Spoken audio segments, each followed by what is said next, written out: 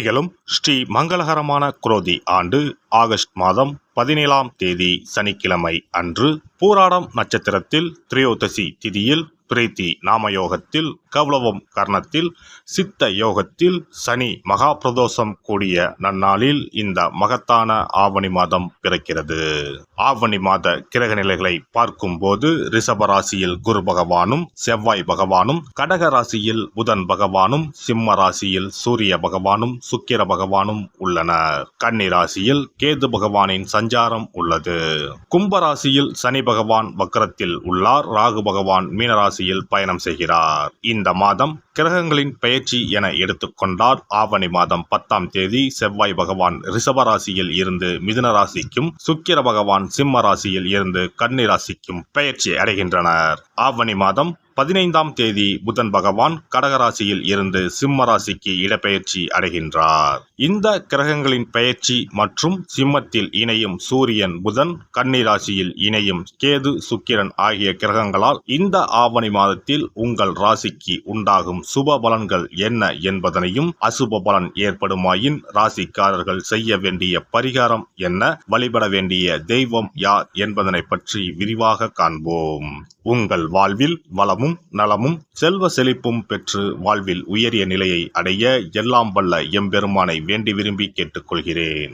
பெரியவர்களுக்கு மதிப்பளித்து அவர்களின் ஆசிகளை பெற்று வாழ்வில் சாதனைகள் பல புரியும் சிம்ம ராசி அன்பர்களே, நீங்கள் உங்களை எதிர்ப்பவர்களை தக்க சமயத்தில் வெற்றி கொள்வீர்கள். இந்த மாதம் பணவரத்து அதிகரிக்கும். எதிர்பாராத நல்ல திருப்பங்களை ஏற்படுத்தும். மனதில் சந்தோஷம் உண்டாகும். எந்த பிரச்சனை வந்தாலும் சமாளித்து முன்னேறி செல்வீர்கள். தெளிவான முடிவுகள் எடுப்பதன் மூலம் இழுபறியான காரியங்கள் சாதகமாக நடந்து முடியும். தனஸ்தானத்தில் இருக்கும் குருவால் பொருளாதாரம் மேலோங்கும். மற்றவர்கள் பாராட்டக்கூடிய மிகப்பெரிய செயலை செய்து முடிப்பீர்கள். தொழில் வியாபாரம் சிறப்பாக நடைபெறும். பழைய பாக்கிகள் அனைத்தும் வசூலாகும். புதிய ஆர்டர்கள் கிடைக்கும். முக்கிய நபர்களின் ஆதரவை கிடைக்கப் பெறுவீர்கள். உத்தியோகத்தில் இருப்பவர்களின் பணம் சம்பாதிக்கும் திறமை அதிகரிக்கும். மேலதிகாரிகள் கொடுத்த வேலையை திறமையுடன் செய்து முடித்து பாராட்டுகளை பெறுவீர்கள். குடும்பத்தில் இருந்து வந்த கவலைகள் குறையும். கணவன் மனைவிக்கு இடையே மகிழ்ச்சி நிலவும். குழந்தைகளின் எதிர்காலம் பற்றிய சிந்தனைகள் மேலோங்கும். நண்பர்களால் தேவையான உதவிகள் கிடைக்கும். பெண்களை பொறுத்தவரை எந்த தடைகளையும் தாண்டி எடுத்த காரியத்தில் வெற்றி பெறுவீர்கள். மனதில் மகிழ்ச்சி உண்டாகும். கலைத்துறையினருக்கு எதிர்காலம் பற்றிய சிந்தனை மேலோங்கும். எல்லா காரியங்களும் நல்லபடியாக நடக்கும். எடுத்துக்கொண்ட வேலைகளில் இருந்த பிரச்சனைகள் தீரும். ஆராய்ந்து செய்யும் காரியங்கள் சாதகமான பலனை தரும்.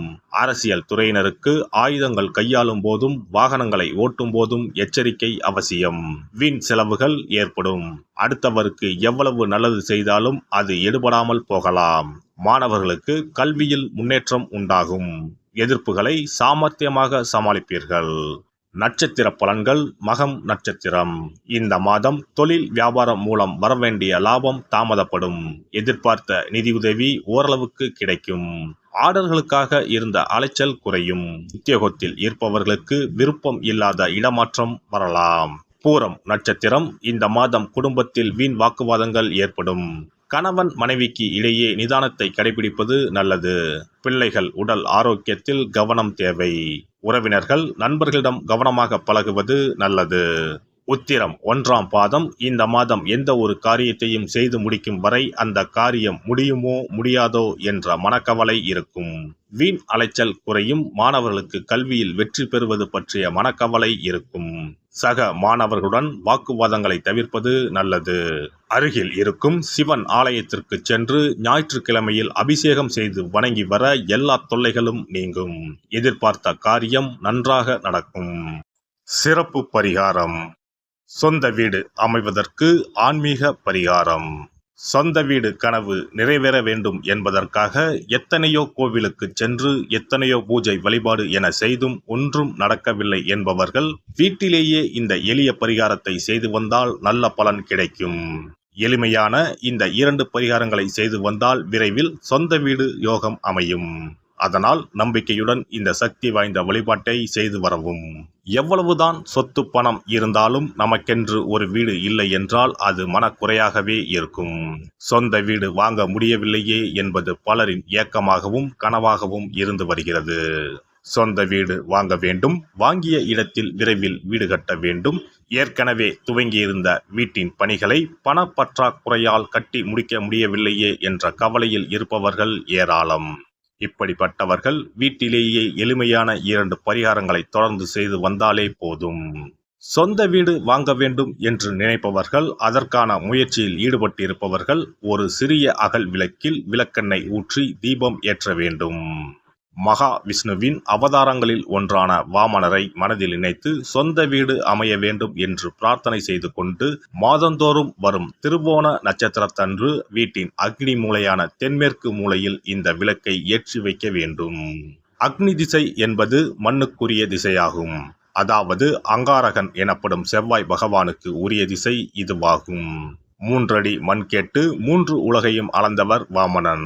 அதனால் அவரை நினைத்து பால் பாயசம் நிவேதனமாக படைத்து வழிபட்டு வந்தால் விரைவில் சொந்த வீடு யோகம் அமையும். மற்றொரு பரிகாரமாக வீட்டில் பயன்படுத்தும் காமாட்சி விளக்கு அல்லது கஜலட்சுமி விளக்கு அல்லது வழக்கமாக பயன்படுத்தும் ஏதாவது ஒரு விளக்கை எடுத்துக்கொள்ளுங்கள்.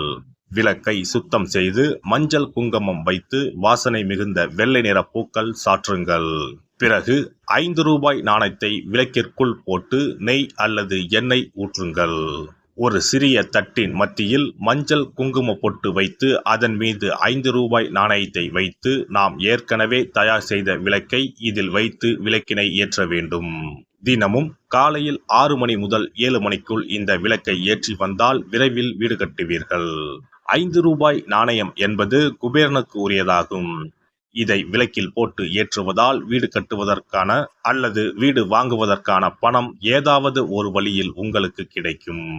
காலை 6 மணி முதல் 7 மணி வரையிலான நேரம் என்பது ஞாயிற்றுக்கிழமையில் சூரியன், திங்கள் கிழமையில் சந்திரன், செவ்வாய்க்கிழமையில் செவ்வாய், புதன் கிழமையில் புதன், வியாழக்கிழமையில் குரு, வெள்ளிக்கிழமையில் சுக்கிரன், சனிக்கிழமையில் சனி என நவக்கிரகங்களில் பாவ கிரகங்களான ராகு கேதுவை தவிர்த்து மற்ற 7 கிரகங்களையும் குறிக்கும் ஹோரை நேரமாகும். இந்த நேரத்தில் விளக்கு ஏற்றுவதால் நவக்கிரகங்களின் அருள் கிடைத்து பூமி யோகம் உண்டாகும்.